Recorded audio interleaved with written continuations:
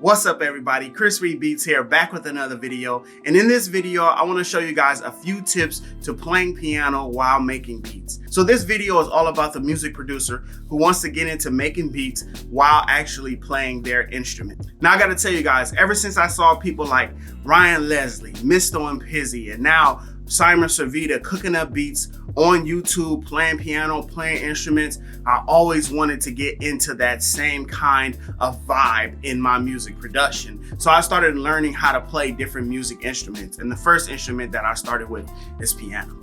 So before we actually get into the this key, that key type situation, I'm gonna actually give you guys some straight up tips just for music producers that is gonna be related to playing piano for music production, okay? The first tip that I have is use C major. C major is all the white keys, okay? Let's just start there with use C major. That's the first key. And the reason why is because C major, super easy for you to actually play on piano, and you can just transpose afterwards. So if you find chord progressions or you find a melody that you really like in C major, after you lay that down in your music production software, then you can just transpose that up, transpose it down. You can move all the notes around. Just use C major as the starting level bass. So C major,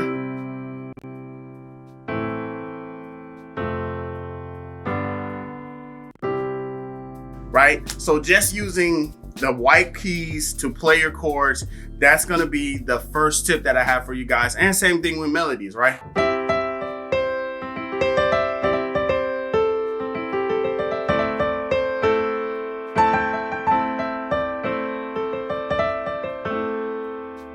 All right, so my next tip that I have for you guys when it comes to playing piano and making beats for music producers is keep it simple and use repetition. So repetition is using multiple of the same notes with the same rhythms, the same melodies. Use repetition. I'm gonna show you guys something real quick.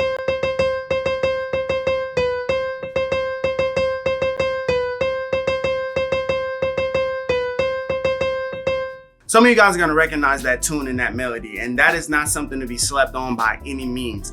Everybody knows that song, okay? It's a very huge song, launched a really big career, and guess what? That's two notes that are being played, but they're being played in repetition. So repetition is really important, okay? Repetition can be very, very powerful when it comes to playing piano, especially if you're like just learning piano, even if you just play the same chord.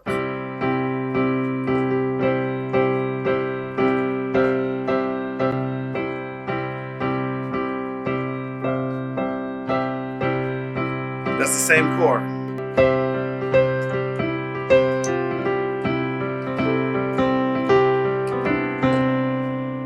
What am I saying about repetition? Well, guess what? That was all the same keys, same chords, same notes that are being played, C, E, and G.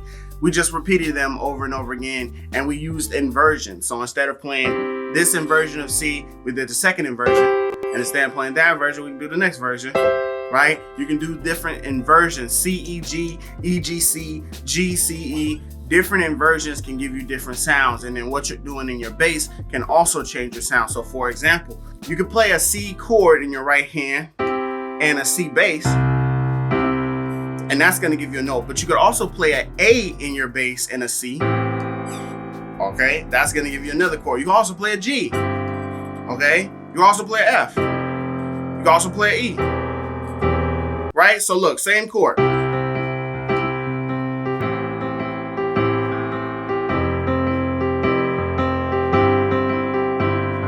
So same chord, right? Same chord in the right hand, just playing that C major chord, C, E, G. We didn't even do any inversions that time, but we are able to change in our bass hand. Using this C major scale, playing the same repetition. There's nothing wrong with repetition, because guess what? As music producers, we're not concert players. We're not concert pianists, right? It doesn't matter that we're not doing it all at the same time. You can play that same C chord and no other chord and change your bass notes, and then guess what? Now you can go into your DAW and the sequencer, and you can just change the notes for that C major scale that you were playing in your right hand. You don't have to play everything all at one time, because you have the computer to actually help you with your piano playing. So maybe you get the idea in your right hand by just playing C major, And what you want to do is play C major and then A and then F and then G, and you want to play those notes, but you don't know how to move it around with your hand. So instead, what you could just do, just play the main chord in your right hand and move around in your left hand to play the different notes.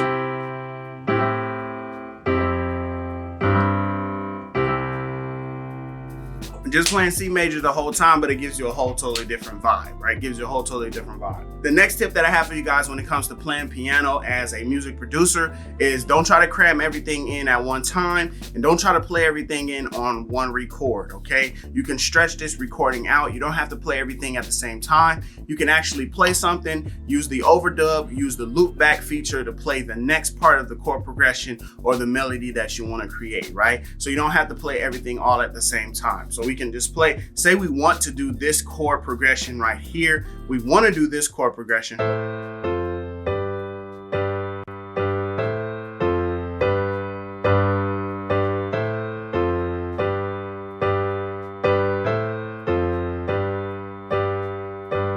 So say we want to do that chord progression, but like moving around with the different chords and the different, we get all confused and we're still learning how to play piano. So instead of just playing it all at the same time, press record and then we're going to play the first chord. And notice I played it on time with the metronome. Okay, we're going to come in on the one. Here it goes. Now we're going to play our next chord. Okay. So now we got two chords and it's still looping around, it's still overdubbing. Okay, so we know that's there. This gives me time to move my hand, right? This gives me time to move my hand to the next chord, so I don't have to do it all at once. Okay, so here's the chord we want to do. We're just doing the same chord again. All right.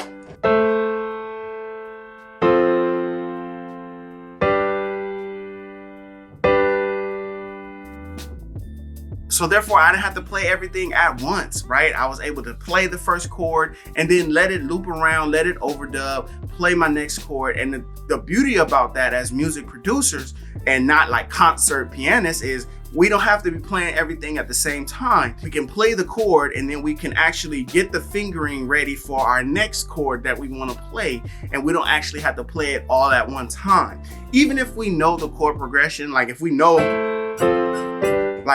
we want to do that chord progression, that doesn't mean we have to do it all at one time, because as music producers, we can just play it, let it loop around, right? And now I have all this time to actually set my hands in the different places of the keyboard, and I can just be ready to play the next chord when it's time to play the next chord.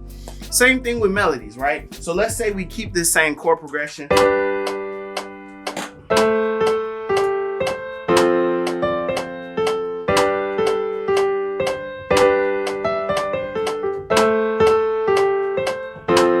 Right? So we have all this room now. We don't have to try to play it all together.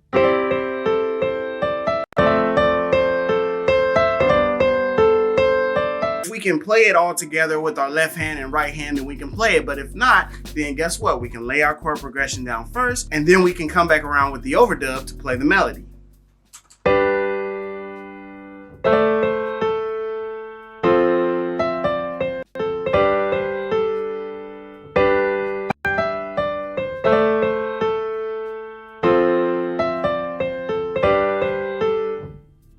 What if I actually didn't play it the way I wanted to? Well, I could delete it, or guess what? Music producers, we have quantize now. So in Reason, Control K, and we can quantize that. All right, so playing piano does not have to be this like hard or daunting thing. As we learn and practice and grow better with our piano playing skills, then we can learn more advanced techniques, more advanced chords, more advanced techniques. We can learn more things, and then we can incorporate that in our music. All right, the last tip that I have for you guys is to change your tempo.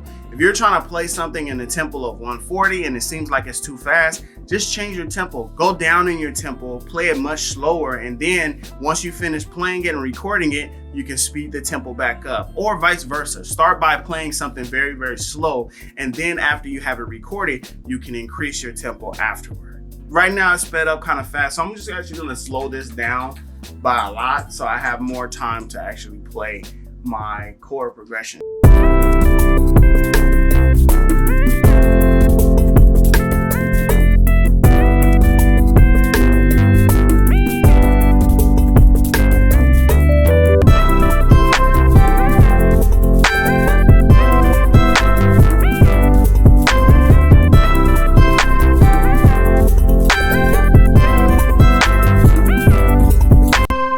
And another tip for you guys, and this might not be like a tip so much as it is like a tool or like something that you should do, man, listen, definitely get one of these. A sustain pedal is a game changer when you're trying to play piano, okay? Music production, piano, sustain pedal, okay, get it. It's like 30 bucks, man. I'll leave a description down in the I'll leave a link down in the description. But a sustain pedal, man, look, this one, it's something's loose in this one. It's time for me to get a new one. But man, a sustain pedal, definitely a game changer when it comes to making beats. Even if you're not using like a full keyboard like this, even if you're using a smaller keyboard, a sustain pedal is gonna seriously like change your music production. All right, you just gotta make sure you have a sustain pedal, okay? It allows you to be able to play the note and move your hand. So I can play this note, I can play that chord, and then I can move my hand to the next thing that I wanna play, right? Because I have that sustain pedal, I can just hold down on the sustain pedal. Instead of holding down on my hand, I can just hold down on the sustain pedal, and now I can move to the next chord and let go of the sustain pedal and then reset the same sustain pedal so that it's now sustaining this chord and not the original chord. Now you can use that sustain pedal to like blend those notes together, right?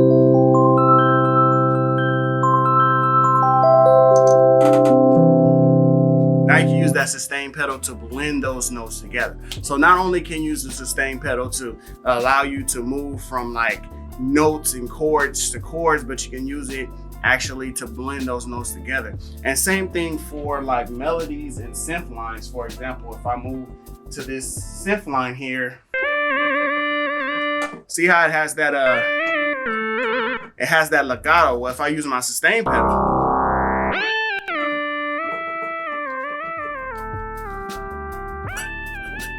you can use your sustain pedal with like synth lines and legato lines as well. All right, so those are the tips and tricks that I wanted to give you guys for playing piano as a music producer, you know, kind of starting like this series of like music theory for music producers specifically. These are some of the things that I want to share with you guys when it comes to playing piano for music producers. Definitely shout out to all of the music producers that are just super dope out there that can just play keys and just really have fun. That's how I do it. I have a lot of fun when I'm making music, playing piano, and just having fun, learning chords, learning chord progressions, just getting those different things that make you like feel a certain way. But with this, I wanted to give you guys a video that was just about, here are some things that you can do in your music production while you're like learning piano and while you're like trying to get better at playing keys. Now, if you guys are looking more for like music theory or something like that, then you guys should check out this next video where I'm gonna break down some music theory tips for you guys as well. With that being said, my name is Chris Reed. Thank you guys so much for watching. Make sure to subscribe and like this video. And until next time, peace.